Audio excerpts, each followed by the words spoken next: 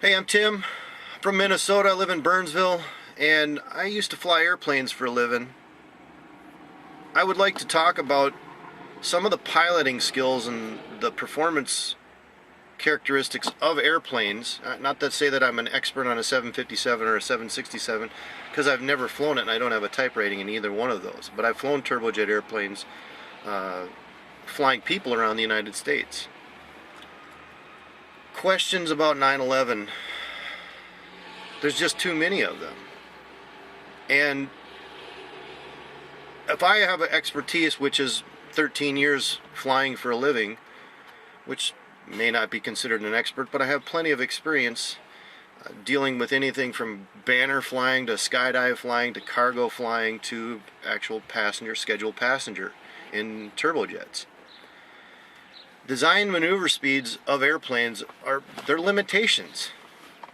And the limitations, when you exceed them, you create all these adverse effects of aerodynamics, and flight control characteristics are difficult, to put it mildly. So when you're operating a high performance swept back wing turbojet powered aircraft,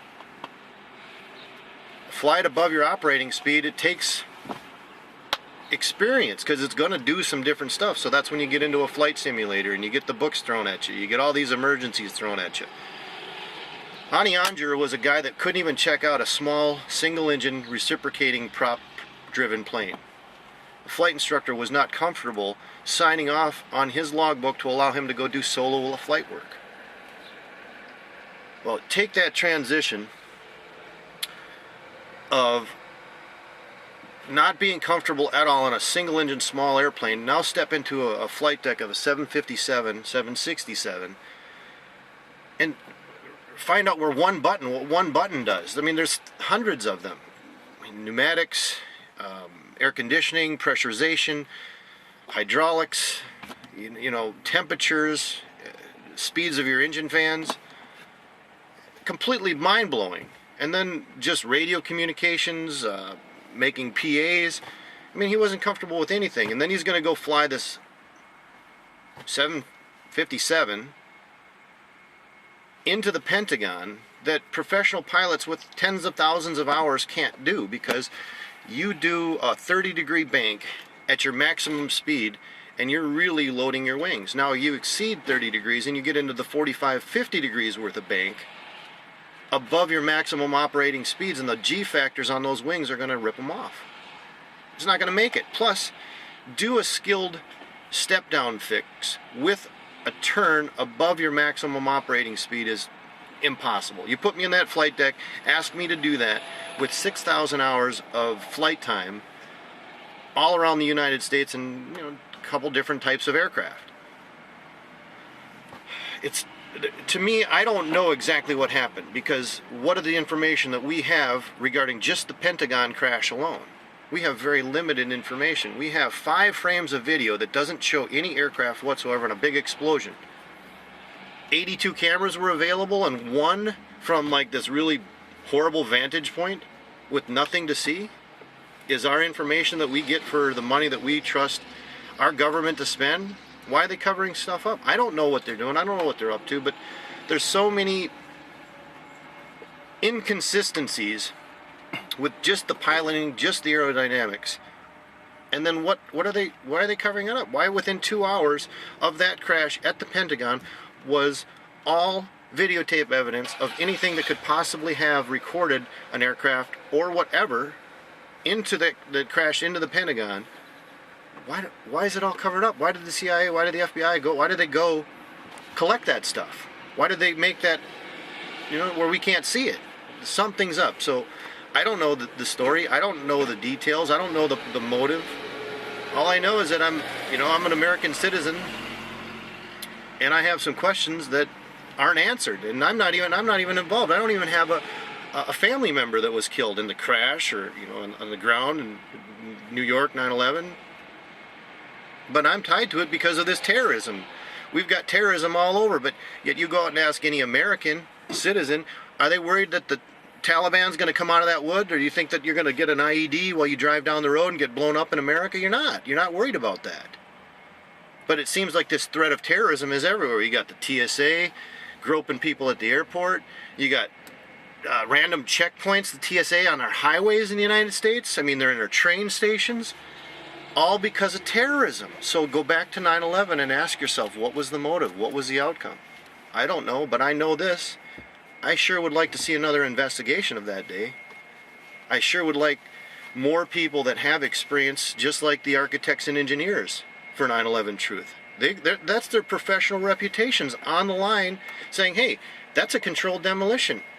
Why would they put their professional, their money-making ability on the line if they didn't know in their heart from an educated perspective that that was something that didn't happen the way that it would normally happen? Why did Building 7 fall 5:20 in the afternoon? It wasn't hit by a plane. Oh, debris or falling objects caused a fire within it. Wasn't a uniform fire. I don't know much about architects or engineers or explosives, but to me, seeing a building that comes down in, what, less than 7 seconds? Free fall within its own footprint, accelerating as it falls rather than getting hung up on the floors. Well, history of the world says that it's never happened before on that day, until that day.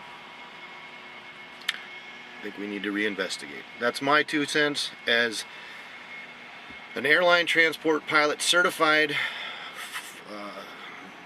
class 1 medical. In 2008 was the last time that I flew. So my experience tells me that a person that can't fly a 172 is going to be overwhelmed in the 757 and not be able to perform those maneuvers that an experienced pilot can't perform. So check out people like, or organizations like Pilots for 9/11 Truth, Architects and Engineers for 9/11 Truth, and just 9/11 Truth in general.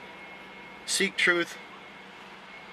Don't fall into this system that we've got to vote for a Republican or we've got to vote for a Democrat and they're going to be our saviors. Well, our economy is tanking, our dollar's almost worthless, and the banksters of the world have designed all of this, and they're using our own distractions that we have with our lives, how busy we are, our financial distractions, personal distractions, our family distractions, health, anything. Our lives are busy. And we're not asking the questions that we need to ask. So I'm a truther. I believe that we as people can overcome tyrannical government that is impeding in every facet of our life.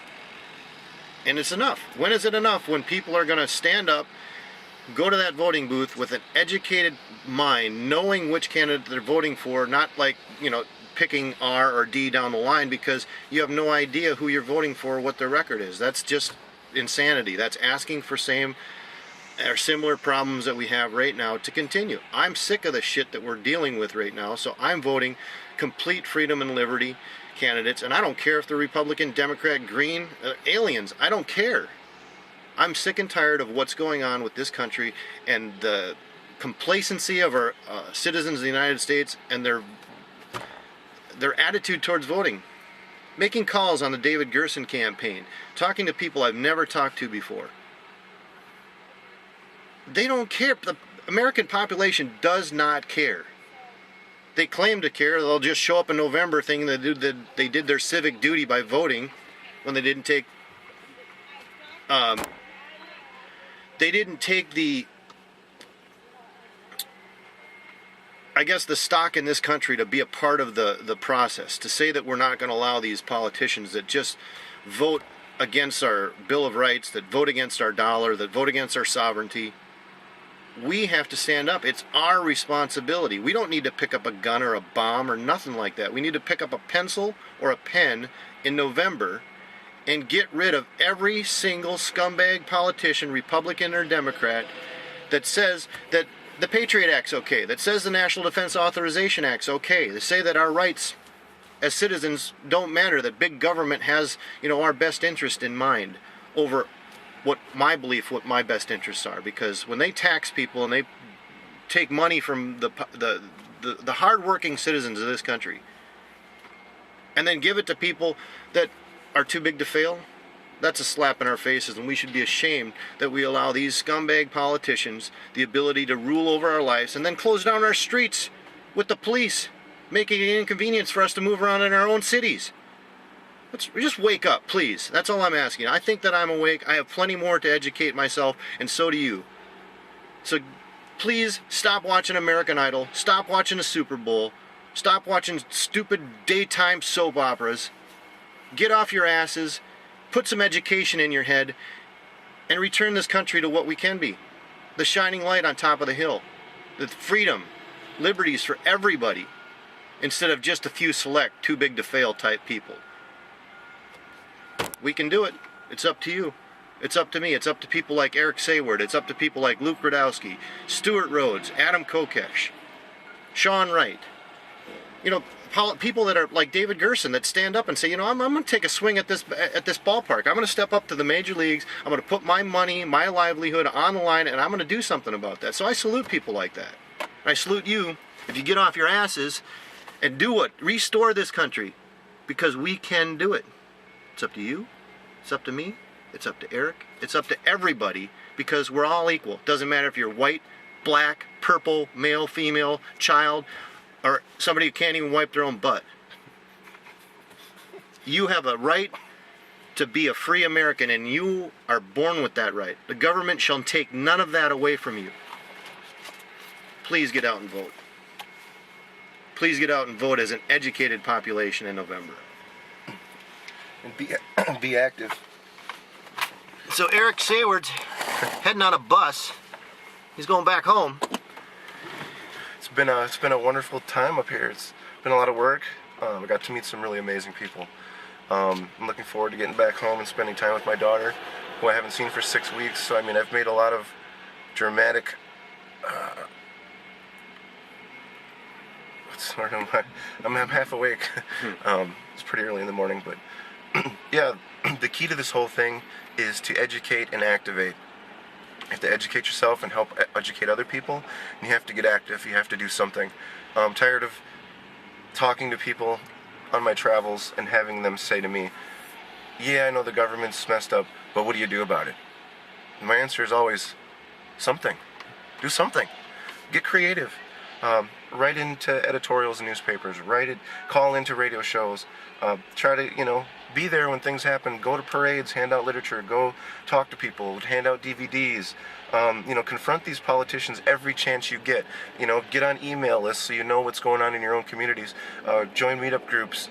Talk to people at your church or at your work, or talk to your family members. Get this information out there, because at first they're going to laugh at you and think you're crazy, and then they're going to try to think that they have an educated response, and then when they realize they don't, they're going to get angry, and eventually the things that you start saying, they see them come true, and at some point there's a light switch that goes off where they have no choice but to say, wow, they were right this whole time. And hopefully that moment doesn't happen after it's too late. So get active and educate yourself, and spread this message in the most loving manner that you can. I personally have had problems arguing with people, and arguments don't get you anywhere. I can tell you that right now. So do your best to figure out what the common ground is with the person you're having a conversation with. Find out what, listen to them. Don't just, talk and talk and talk. Actually listen to what they have to say. And don't come from a perspective where you're the expert. Come from the perspective where you say, I've got questions. That doesn't make any sense to me. Because then you put them on the defensive. They have to defend their stance with facts. And when they don't have them, then they start realizing, well, hey, maybe I got questions too. And then that's what makes them go, I'm going to go look this up, because that sounds pretty out there. I'm going to go home and, Google it real quick. And that, to me, has been the most effective manner to do this. So, Eric from We Are Change, Wisconsin. About to head home. My bus should be here in a few minutes. Cool. All right.